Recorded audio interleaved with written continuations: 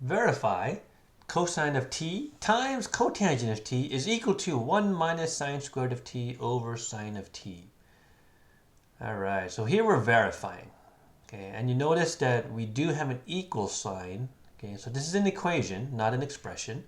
And to verify means to show that the two sides are equal, right? We want to show that the left side, right, cosine of t times cotangent of t is actually equal to this expression right here, right? 1 minus sine squared t over sine of t. Okay.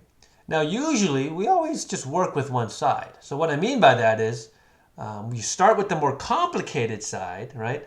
Always start with the more complicated side and see what kind of algebra we can do. What can we cancel out? Maybe factor something, reduce something, and make it equal the other side. Okay.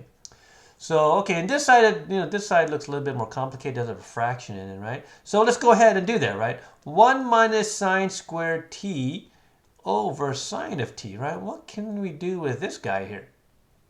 Well, this is just a Pythagorean identity, right? We know that sine squared of t plus cosine squared of t is equal to 1.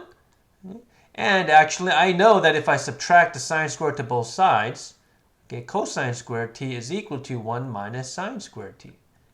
Right? So, once again, this is something that just with practice, you just got to look for these kind of things, right? So 1 minus sine squared, okay, I'm going to replace that with cosine squared of t. And what else can we do here? Well, cosine squared, we know that's cosine. It's just cosine times cosine. But we can actually split this up, right? We have cosine times cosine over sine, which is just cotangent of t. Oh, wait a minute. Look at what we've done. We've actually made, right?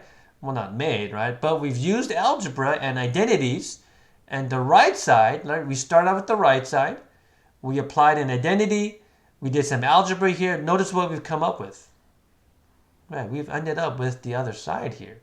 Right, so we have verified that, in this case, that both sides are actually just the same expression.